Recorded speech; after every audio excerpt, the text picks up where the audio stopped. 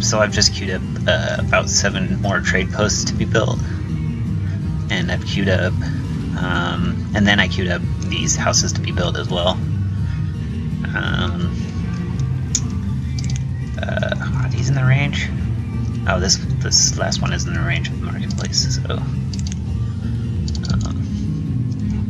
let's see here.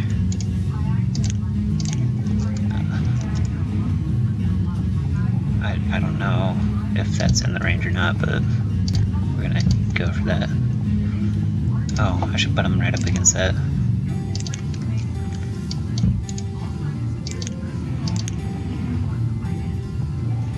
Because I'm not sure if that one's getting it anyways, so I'm not sure if that one's in the range anyways, so being one space off won't really matter.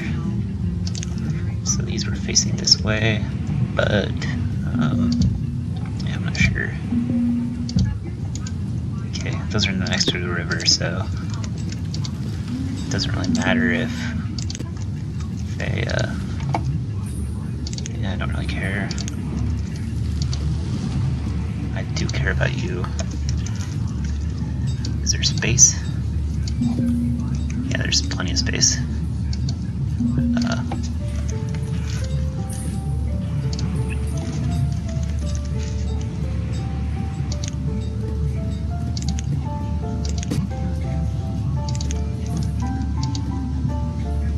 About you as well.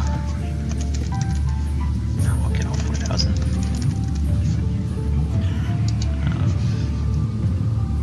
Let's see. I'm kind of running out of herbs.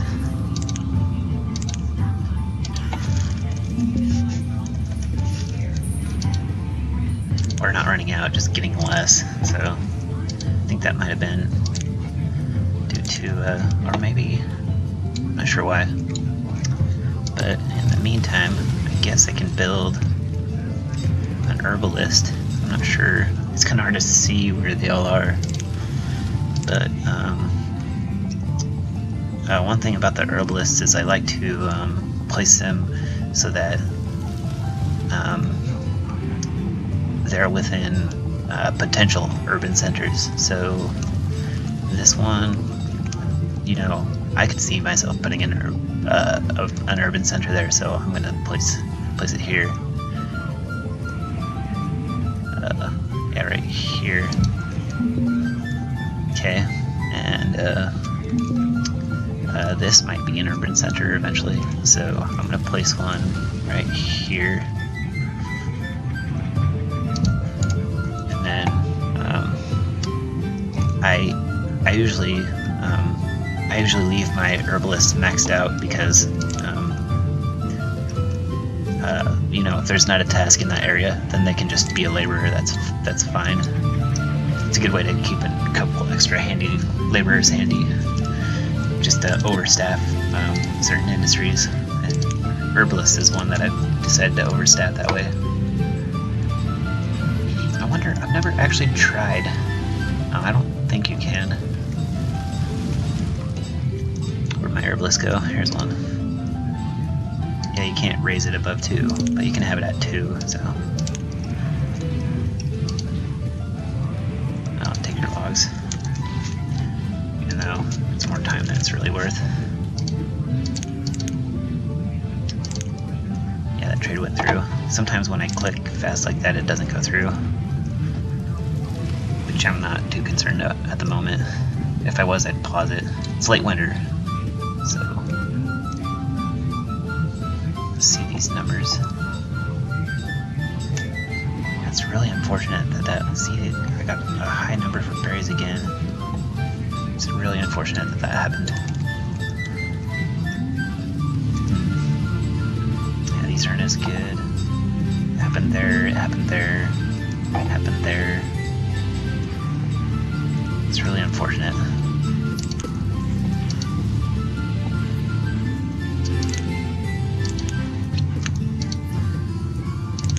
Down at 83,000 food, but I'm not worried about it.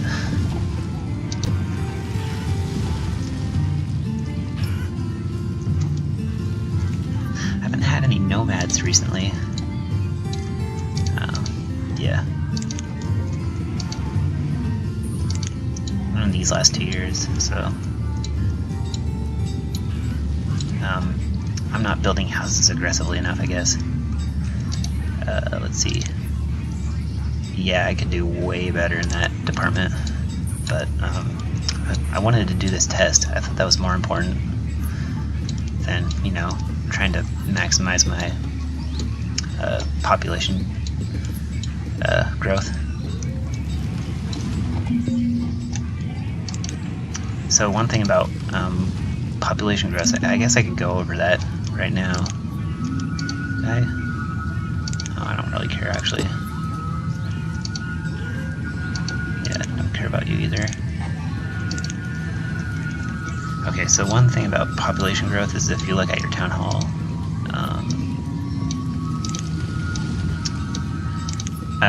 your boarding houses actually do count as a home. So if you build a boarding house, this number will increase by 1. So that's something to keep in mind. But I found that I guess I could go over all my tips, I guess, now that I have as concerning population growth. Like if you look at each of these houses, there's basically 3 things that can happen. Somebody will reach the age of maturity, which is 10, and they'll either become a student or they'll become an adult. If they become an adult, they can move out of their house like immediately. If they're okay, so I'm going to pause it since I have the new numbers now.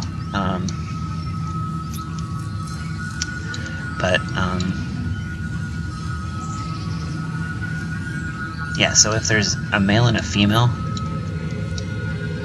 if there's an available house, like if there's an empty house, if there is, it'll search for males and females that can be put in that house, that are close, that are not too far of a move, or you know, I don't know exactly the algorithm, but yeah, it determines based on, you know, like distance to current job and stuff. So if it's a student, students can't change professions, so they will not move if it's going to be further away to school. So that's something to keep in mind. Another thing to keep in mind is, let's see if I can find one. Occasionally when somebody dies, they'll be left alone. So if you're clicking through each of the houses trying to optimize your population growth, one thing to look for is a house where there's an old male and an old female. They can be paired up, and they will be paired up. So so if you do find that, delete both of the houses and then reclaim them really quick. The couple will hopefully be paired up, and those houses can be used for a different family. So that's a way to increase your population growth. Another thing is to, like, when you get later into the game, like right now, what I would do is I'd look at the homes to family and try to keep that ratio as close to 1 as possible. So, and it fluctuates pretty rapidly, especially when you get near the higher home counts. So if you're doing well and you're not having any resource decline, like your main production resource, mine is logs right now. I'm trying to move it to be taverns, but and that's kind of working. Let's see. Yeah. Oh yeah, I have 700 ale. I forgot about that. So that's oh, well, that's, what was I trying to say? Oh, so if your growth is going well and you're able to sustain the population you currently have, try to keep this near 1. And keeping in mind that you need labor sinks in food especially. So build gatherers huts, deer, fisheries, farms. Farms are a good labor sink, especially especially if you're low on logs, because you can build a crop, and like I'll just do one real quick. I'll delete it, but I'll just show you. You can select an area to be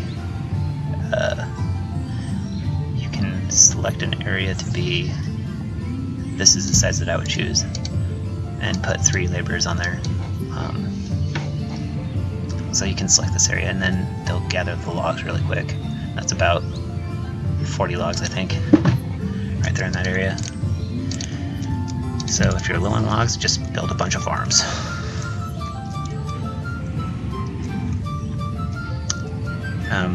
Yeah, so that's the tip I have for that. Let me write these numbers down real quick, and I'll go over some more analysis too, if I find anything useful. You guys might find useful as well. So see you in a bit.